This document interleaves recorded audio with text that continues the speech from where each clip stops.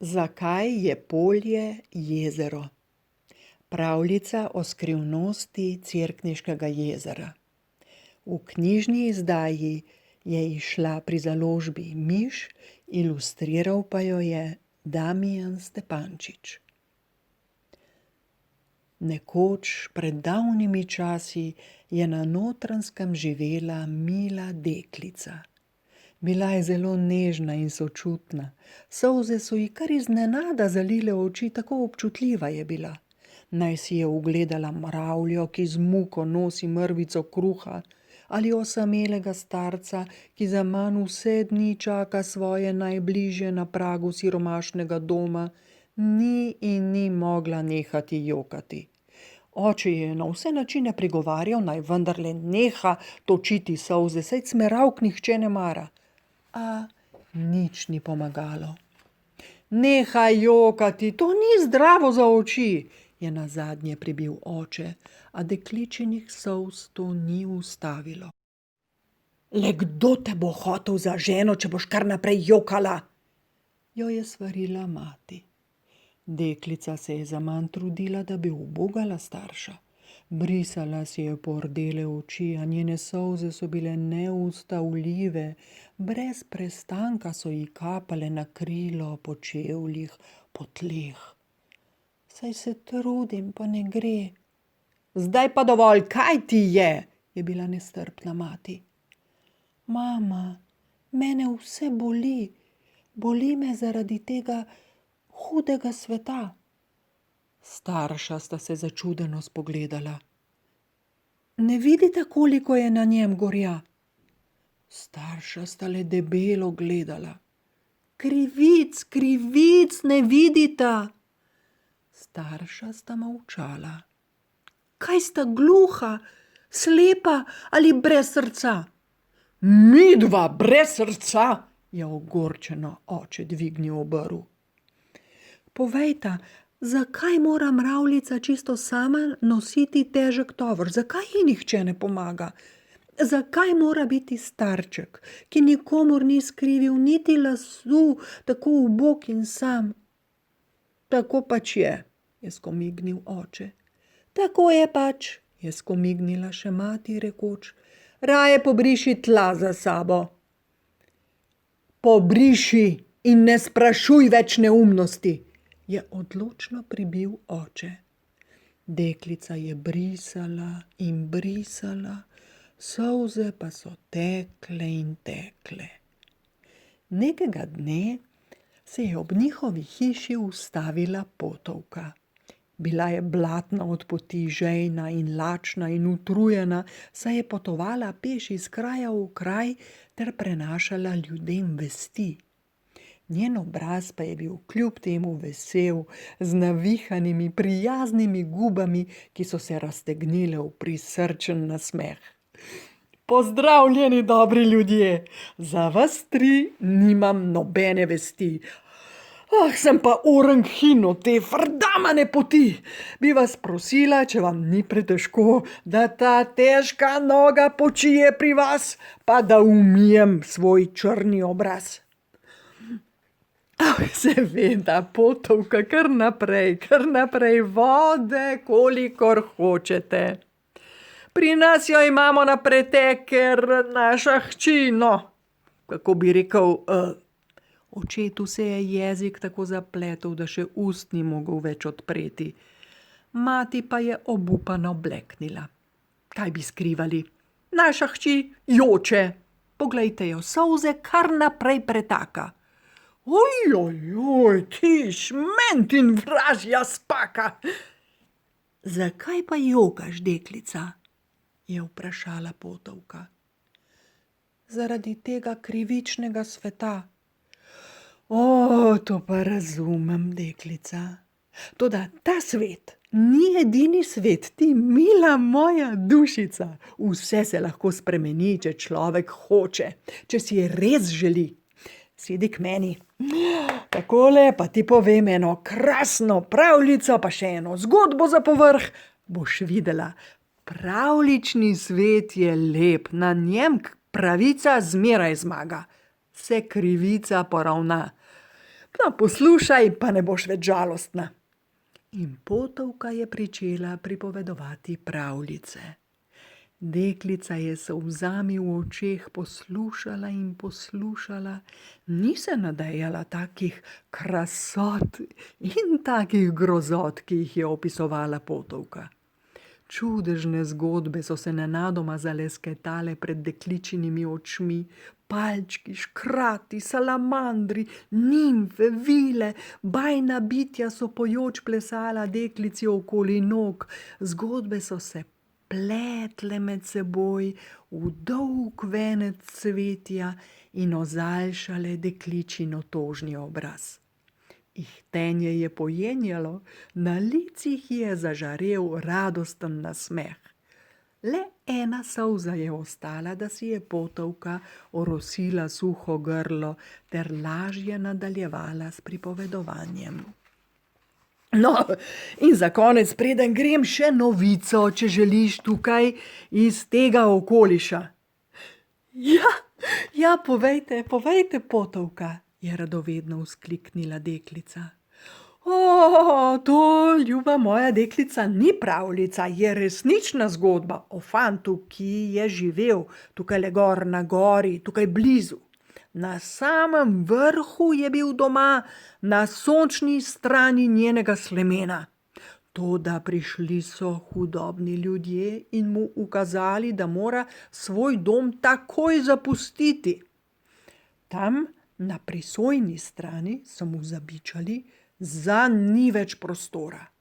Zdelo se jim je, da fantova široka ramena mečejo senco na njihova polja, na hiše in na vse njihove poti. Sonce nam kradeš, so vpili. Fant, vajen samostojnosti in borbe, se ni vdal. Tu sem že stoletja, vrh je moj dom in sonce vsem enako sije. Tebi pa že ne bo, ti si navaden gorski samotar, nisi iz našega rodu, zato te izobčimo. Sonce je samo naša last, poberi se, zgini po slemenu navzdol, pojdi dol v dolino in še dlje od nižine, da te ne vidijo več naše oči. Vidiš, tako so vpili hudobni ljudje in ga na silo spodili od doma. Opotekal se je po skalah, kotalil po bregu in padal vse nižje in nižje in nižje. Žalosten, brezdomen in sam ni imel več moči, da bi dalje taval. Ko je legla noč, je splezal pod mah, se pokril s prstjo in utrujen zaspal. A v sebi se ni hotel vdati, mislil si je, pride dan, ko bom spet imel svoj dom. Ko je sinil dan, je bila gora v megli, žalovala je za sončnim fantom, zato se je pokrila s kopreno, ki se je spustila v gostih meglicah prav do njenega dna. Ljudje so se spet razjezili. Ja, kaj pa je zdaj to, kje je sonce, da ga ni? Spet nam nalašč nagaja ta pridanič, so vpili. Ozirali so se v nebo, sonca ni bilo. Ozrli so se v dolino, tam se je slišal mili stok junaka pod prstjo. Nehaj stokati, fante, ukazujemo, vrni nam sonce. Ja, in vi, kaj daste meni vi? Zgore ste me pregnali, me pahnili na cesto, kje naj si zdaj iščem dom? Damo ti potok v dolini, ti pa nam vrni sonce. Saj vam ga ne dajem jaz, gora ga ima, če me z nje preženete, bo za menoj vedno žalovala. No, premislite. Ne prosim za usmiljenje, zagrešil nisem ničesar, a svojega doma ne dam. Vi pa brez sonca crknete. Prav ima, so modrovali. Dajmo, pogodimo se, če ne nas vse pobere. Dovolite mi, vi oblasti željneži, da se na goro vrnem vsaj takrat, ko me bo dajalo domotožje. Kaj pravite? Premišljevali so, se pomenkovali, stiskali glave, si zapisovali, prečrtavali, zmajevali z glavami, potem pa so se končno odločili. Dobro, naj bo tako, kot želiš. Potem smo si bot, je rekel najstarejši med njimi. Njegova žena pa hitro za njim. Potem smo si kvit. Sončni fant se je zamislil in dejal. Kupčija ni pravična, a nekje pač moram stanovati. Naj bo pač Blatni potok, če ste tako trmasti. No, zmagali smo vsi, dobro smo se pogodili, zdaj pa spred oči. So zavpili ljudje in fant je molče odšel.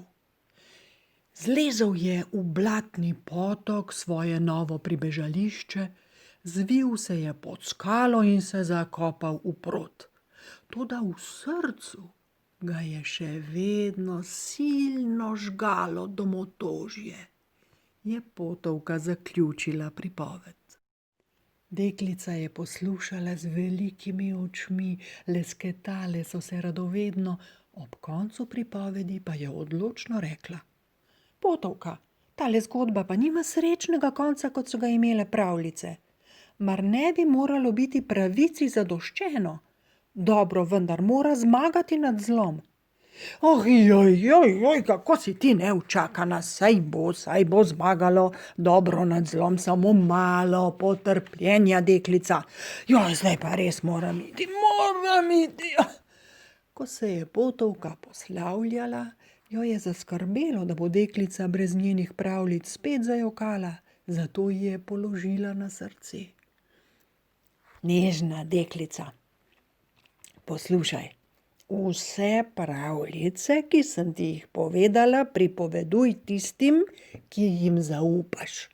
Pripoveduj, pa bo na svetu bolj veselo. Manj krivic, manj solza. In že je vzela pot pod noge Potovka. Deklica je sedla na prak in pričela staršema pripovedovati o krivici, ki je doletela fanta, ko so ga pregnali z doma. Te otročarije, je zamahnil z roko oče, a deklica ni odnehala. Tiho bodi, nimam časa, gruntam, delam, je v svojo brado nevoljno brundal oče. Tudi mati je ni zavzeto poslušala, kaj hitro se je naveličala njenega pripovedovanja. Te ni sram, nič ne delaš, samo govoriš. Deklica je umolknila. Nenadoma so ji solze spet privrele na oči, tekle so po licih, drle po obleki navzdol, zalile so hišni prag, se zlile v potok, da je narastel. Mati se je prestrašila. Nehaj jokati, potok narašča. Ne morem, mamica, ne morem. Oče je v strahu zakričal. Groza, potok prestopa, vodnjak kipi, hišo bo zalilo. Že grem, mamica, grem od hiše, grem na polje, da vaju moje solze ne potope. Nočem vama hudega, z Bogom, ljuba mamica, z Bogom, očka moj. Je v teku pojenjaval dekličin glas, medtem ko je tekla naravno zeleno polje. Trudila se je, a joka ni mogla ustaviti. Šla je k Poljskemu potoku, gledala vanj, če morda tam najde fanta, o katerem ji je pripovedovala Potovka, a jokala je tako močno, da so se ji zameglile oči. Kmalu so njene bridke solze zalile vse bregove, potopile so grmiče, cvetje in kamne. Nastalo je jezero, veliko, prostrano, globoke, zelene barve. Starša sta zgroženo strmela v naraslo vodo. Mati je pretresljivo zaihtela. Kaj sem storila? O, jaz nesrečnica, hčerko sem od hiše pognala. Hčerka ljuba, kje si? Je klical oče. Tu sem, oče, v jezeru. V jezeru? Pridi takoj domov. Le glas moj morda, le glas. Pripoveduj, pripoveduj, ljuba hčerka, da te bom slišala, je klicala uboga mati.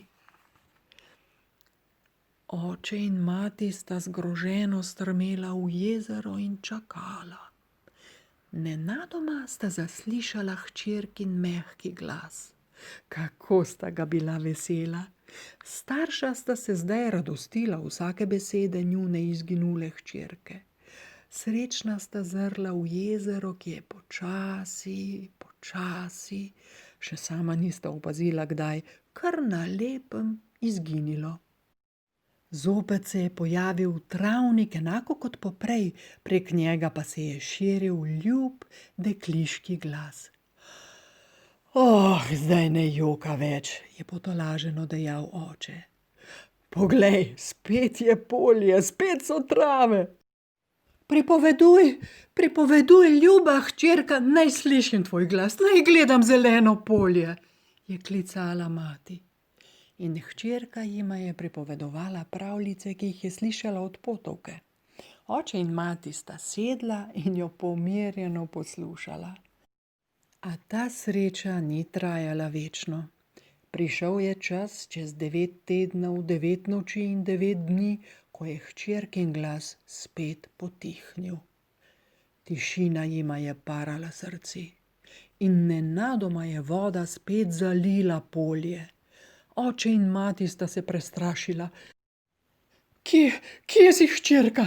Ne slišiva te, pripoveduj, pripoveduj, povej nama pravljico, povej nama karkoli, naj slišiva tvoj glas, naj bodo spet trave, grmi, zeleno polje. Hčerka, hčerka, pripoveduj. Čez čas, mamica, čez čas, očka, čez čas. Vesta, s tistim fantom, o katerem nista marala slišati niti besede, sva se našla, prav tu, sredi jezera.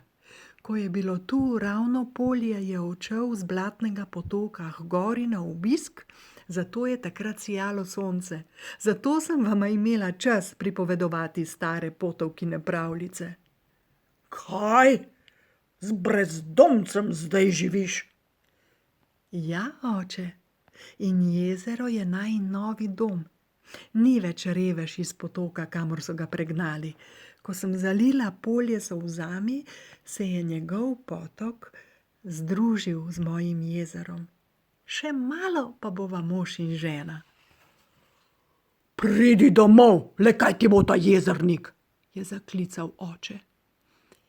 Ta jezernik ima mene rad, ljubi oče, ljuba mat, se je navihano in prešerno zasmejala deklica. Tako nama je lepo, da od sreče jokam. Zdaj spet ne morem ustaviti solz, zato jezero narašča in voda vre. Naj vaju ne skrbi, naj vaju ne skrbi, naj vaju ne skrbi, je v radosti in smehu ponavljal dekličin glas. Oče in mati sta se spogledala. Ljuba hčerka, pridi še domov, je prosil oče. Povej nama še kaj, povej, je klicala mati. Zdaj ne utegnem, zdaj ne, na pomlad pridem, ko gre prelepi jezernik na goro, ko gre sonce spet lovit, takrat pridem spet, kot glas, ne jaz, samo moj glas, je klicala v pozdrav deklica. Oče in mati nista rekla nobene, a videti je bilo, da sta bila vesela hčerkinih srečnih solz. Sčasoma sta se sprijaznila z usodo. Ko jezera ni, ko gre fant obiskat sonce na svoj stari dom, pride k njima njuna hči. pride hči kot glas, pripoveduje jima pravljice, ona dva pa jo hvaležno poslušata. Cenita njihove nauke in se trudita, da bi bilo na svetu čim manj krivic in hudega. Ko pa voda ponovno zalije polje, takrat, ko je jezero najbolj prostrano, vesta, da se je sončni fant vrnil z gore v njuno globoko, zeleno gnezdo, kjer srečno živita. Vesta, da njuna hči joka od sreče, saj jo v objemu drži njen vodni fant.